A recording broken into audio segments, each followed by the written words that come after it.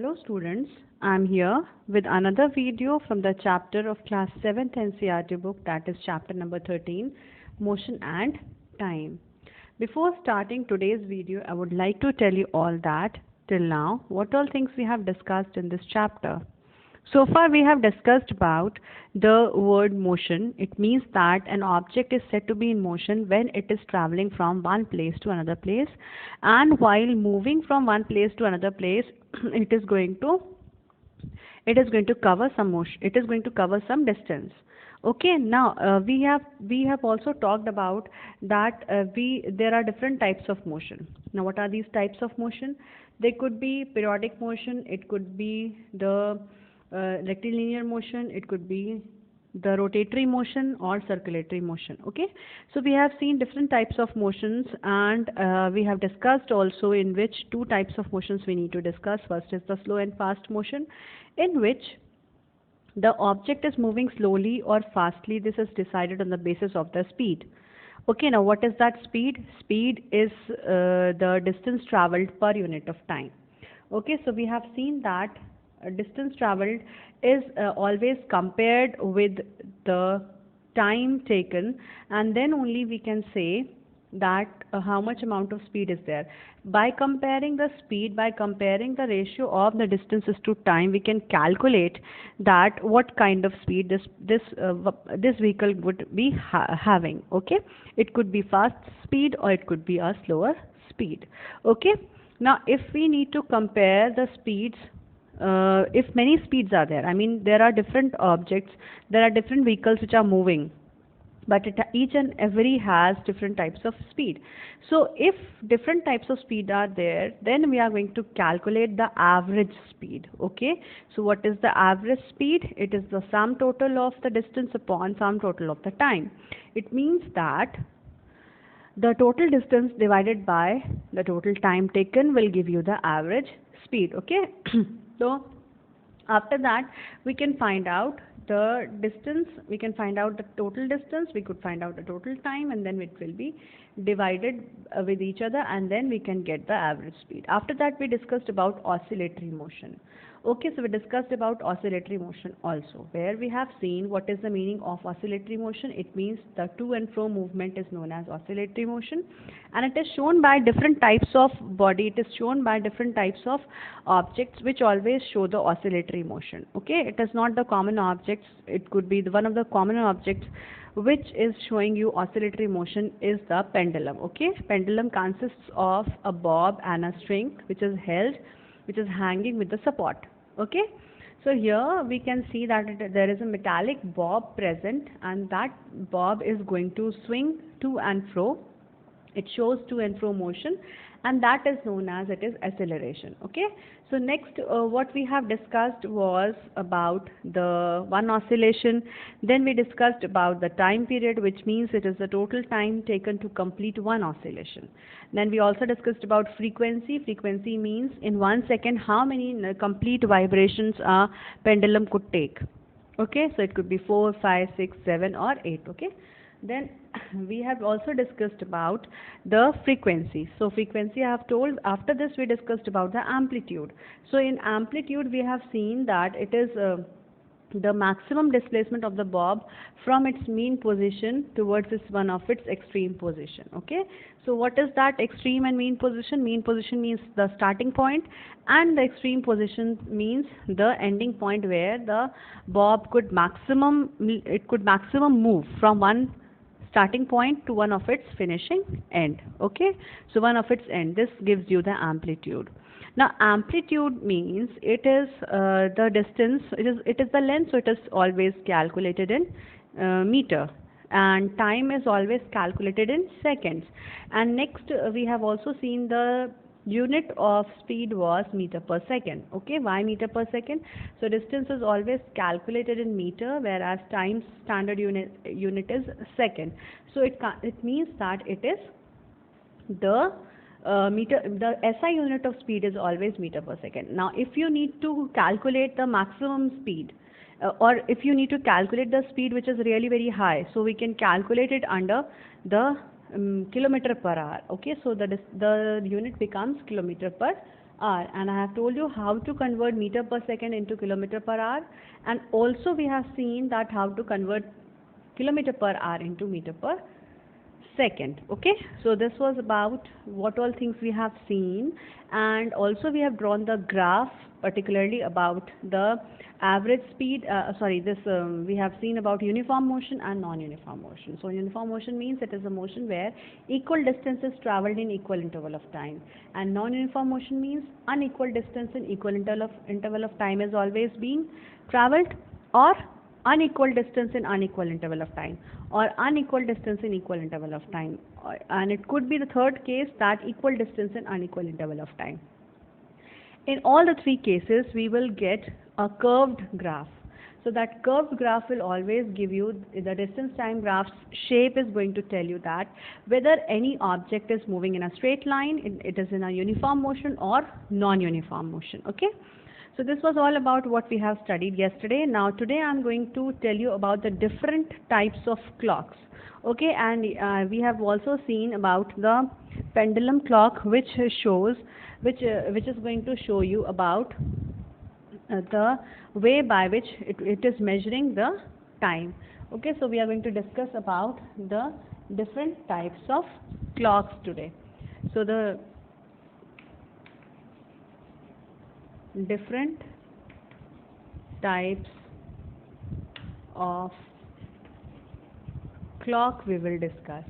Okay, so in this first we have seen about the pendulum clock yesterday, that in pendulum clock we will see that one pendulum is present which is going to move to and fro, and it is going to tell you the time, and it has the numbers in it, and just because of the movement of this pendulum we can say that the clock could show you the different times. Okay, so we'll see this how this is being done, how this is being used in the another clocks also. So we have digital clocks, we have analog clocks. The analog clocks have the needles in it, digital clock has numbers in it.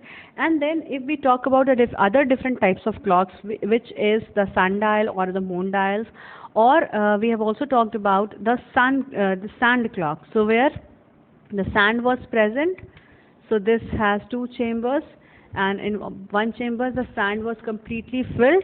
So this sand was moving in the second chamber after the time interval of say it is for 1 hour. So in 1 hour it was having that complete sand would have been fallen down and gets collected in the second chamber. So this chamber, once it is collected, it shows that 1 hour is over. Now and then what you will do, you will just invert this. After inverting, you can see that this is going to tell you that this is going to tell you about the thing that if you're inverting this, you will get the next hour time, and you are keep on inverting it, and after that you could see that the number of times in which you are converting or inverting this upside down, you can check the time. Okay, so these many hours could be shown just by inverting this sand clock. Okay, next we'll study about is the candle clock. So the second clock which we will study is the candle clock. Now what is this candle clock? So how is this candle clock going to help us in seeing the time? So when we can have the candle, it is going to have the markings on it. So suppose that this is a candle and it has marking on it. Okay, so for say 1 hour, this is for 2 hours, this is for 3 hours, this is for 4th hour, and this is for 5th hour. Okay, so it has markings on it, and the candle burns. Once the candle is going to burn, the wax is going to melt, and if this marking is going to be present, and in 1 hour it is going to melt this much, it means that in the next 1 hour it is going to melt this much. So we can calculate the number of time interval, the number of hours which is being depicted, which is being told by the melting of this wax of the candle.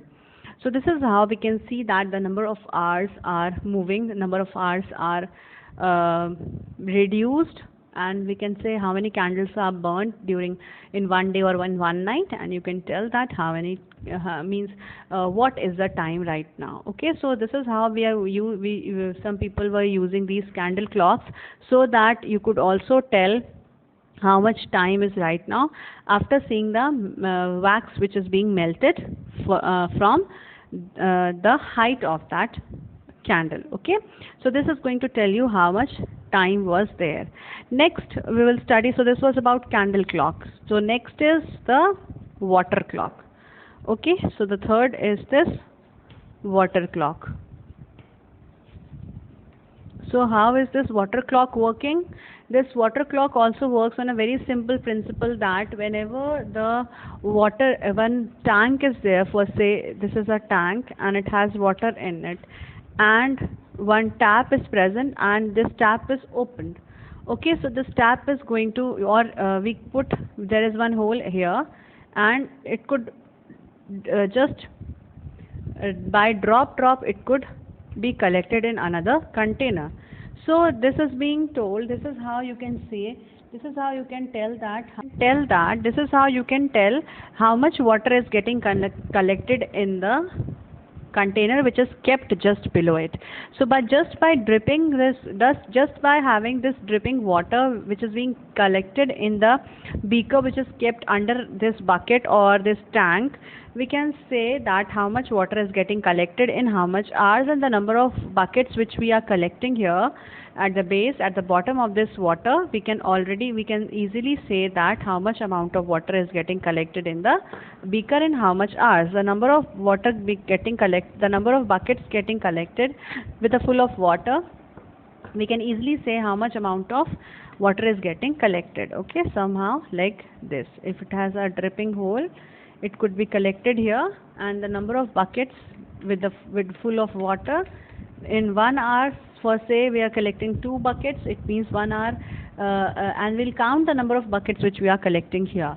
So this is how water clock works. Okay, so the next clock which we will discuss is about the sundial. Okay, so here the use of the sun rays is taking place, where you could easily say that the shadow which is being formed just because of the sun rays, that is said to be as the sundial. Okay, sundial. So this sundial is going to give you the information about how much, how is this sun going to tell how much means what is the time right now. How we are able to see? Suppose that there is one dial kind of thing which is cemented, and and the numbers are written here. Okay, so the numbers are written here. Then after that there is one needle type of thing which is also made with the cement, and that is fixed. Okay, that is fixed. So once this fixed needle is being shown, it is showing you and now sun rays is falling on it. Once the sun rays are falling on this particular, cemented needle, what happens? The shadow of this needle falls somewhere. Okay, so in front of which number the shadow is going to fall, this tells you about the time, and it is also telling you the exact timing. Okay, so how it is being done? This is just because as the position of the sun changes, the shadow of this needle also changes, and in front of the number it is coming, and in front, whichever number is there in front of the shadow, you can easily see the number, and you could find out what is the time taken, what is the time right now. Okay, and if you have been to if you are in some places in India also, it has the sundials and the moon dials present. For example, Jantar Mantar in Jaipur, if you would have been there, you could go and see that there is a big sundial and a moon dial where the shadows of the sun and the moon is always telling you the accurate time. Okay, so this is very fascinating to see such an instrument which is being designed long back ago, and we could calculate the exact seconds and the minutes of that particular time and with the help of that particular device. So this is how this this sundial works. Similarly, moon dial is also there, and it works on the same principle. Now there are certain drawbacks about this sundials and the moon dials. What could be the drawback of sundial? Sundial will not work when the weather is cloudy, okay, or when there is no sun. No sun rays will be falling on this sundial, and we could not see the numbers, we could not see the time. And next we will see, whenever the rainy season is there, there is no sun, so it could not work. During night time it could not work. So during night time, for the night time, we will always use the moon dials for calculating the numbers. So this was about sundial, and this is how the moon dial also works. Okay, so this is how the moon dial also works. So sundial and the moon dials are going to work upon the same principle, which is based upon the shadow of the sun and the moon respectively, which helps us to determine the time at the particular instant. So this was about the sundial and the moon dial, children. Okay, so we have covered so many types of clocks. Now I'm going to tell you about one more type of clock, that is known as analog clock. Analog clock, it is very simple, which you see the clock having numbers, okay, which has numbers. Okay, so this is how, and this has a needle which has a hour needle and the minutes needle. The second needle is also there sometimes. So this number clock, which you could see, which is present at your wall clock in the form of wall clock, is said to be as analog clock. Okay, this is a very simple one. Then digital clock, if we talk about, so this digital clock is showing you the number in digits. Okay, sometimes it could show you the time like this. AM PM is also written. Fine, AM PM is also written. So you could see what is the time looking at the digits of the clock. So the clock which you could see is it could be digital clock. Okay, so I just rub this off. So what could be the different next type? It could be the digital clock. Okay, digital clock. Fine. Next, I think one more clock is there, that is called scientific clock. Scientific clock, and this is the most accurate clock. Means I must say that this is the clock which shows most accurate timing, which is it is present in the labs, and the scientists are going to use these scientific clocks, which is going to tell you that shows you the very accurate value. Okay, for mathematical calculations, for the different types of the calculations which are done because of the because in the physics or somewhere in the mathematics or in the statistics, you could see that we require a very accurate calculation. So for doing that accurate calculations, we require this scientific clock for seeing the time, for monitoring the time, for any kind of process, any kind of scientific work which requires an accurate timing. We always use this scientific clock. Okay, so these are the different types of clocks which we are seeing.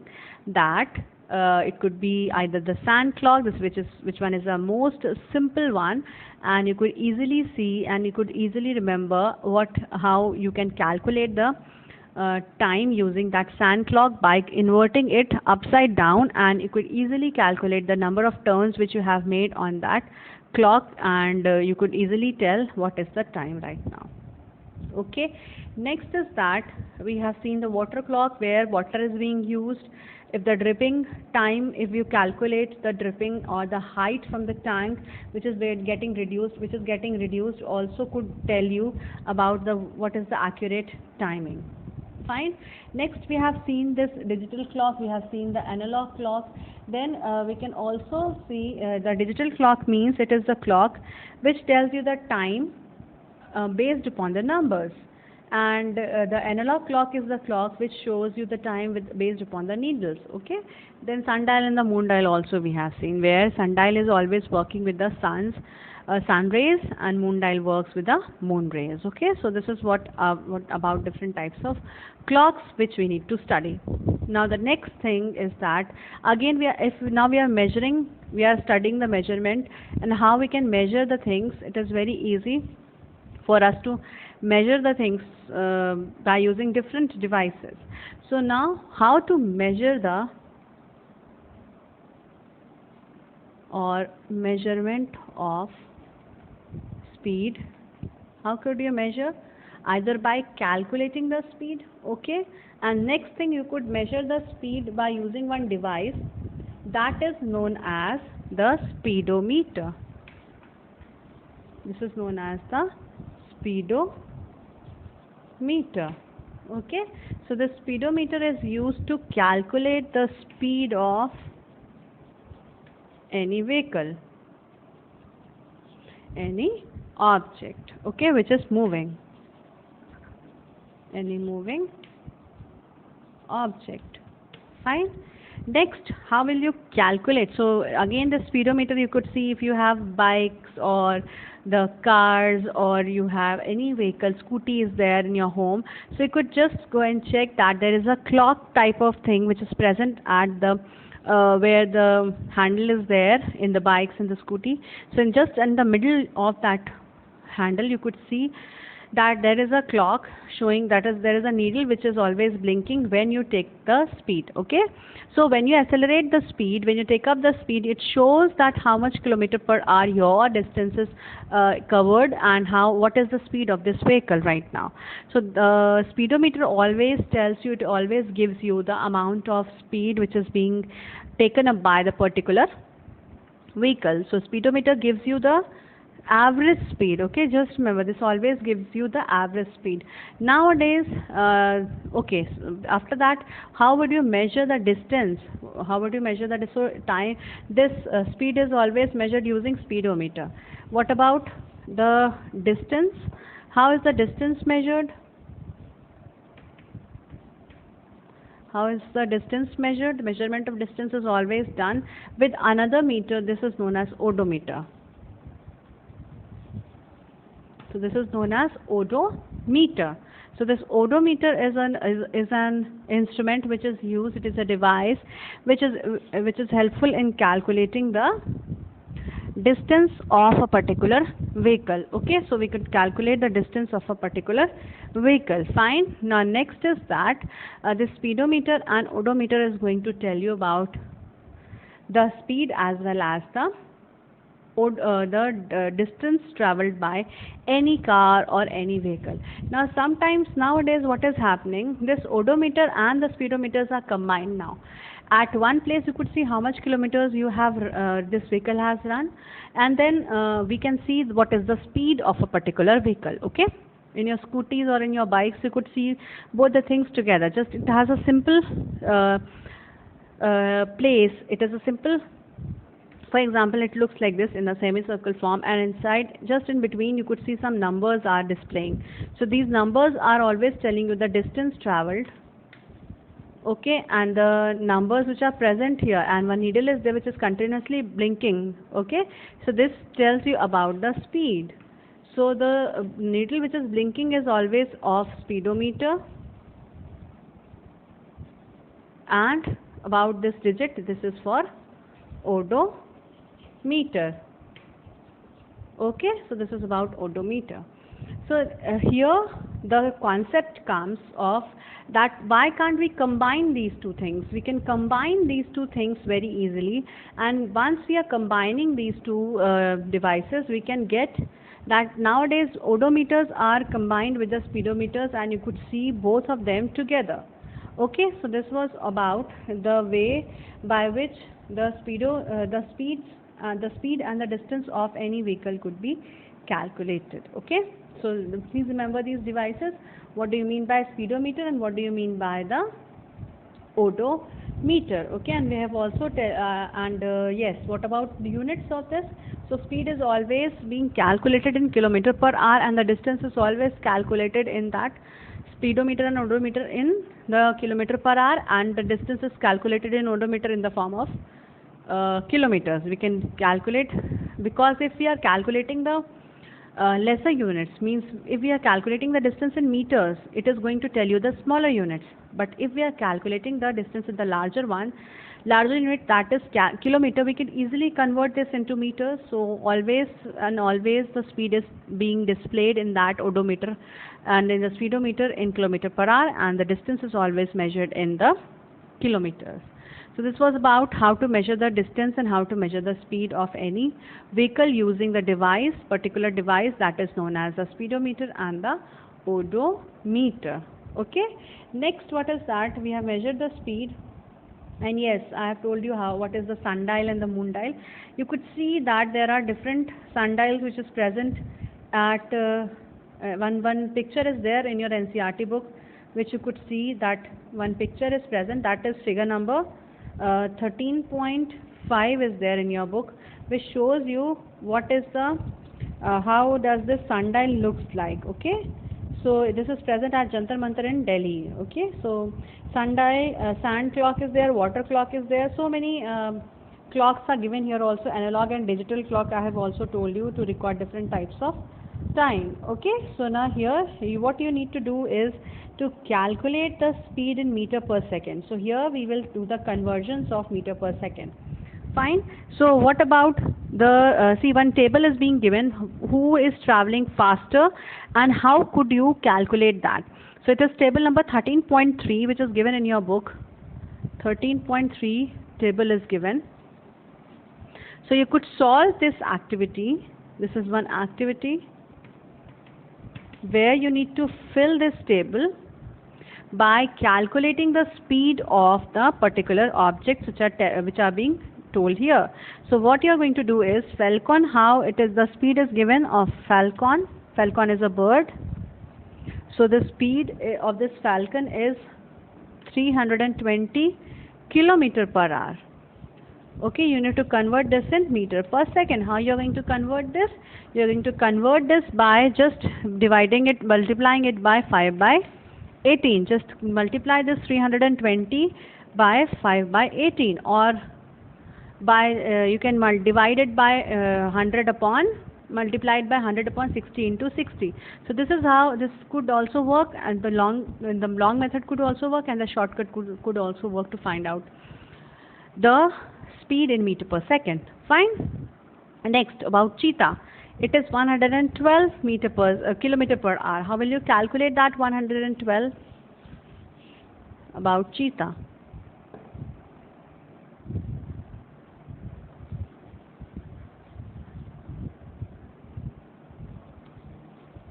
It is how much? It is 112.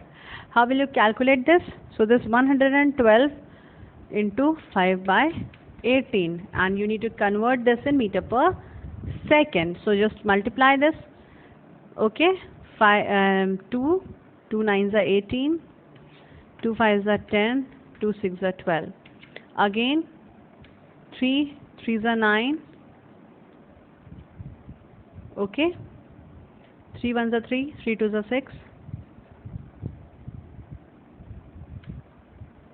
Okay, then we will cancel this. It is not going to be cancelled. Okay, so it means that it is going to multiply. So 56 multiplied by 5 and then divided by 9. So you will just simplify this and you can tell what is the answer for this question. Okay, quickly calculate this and you could tell the answer.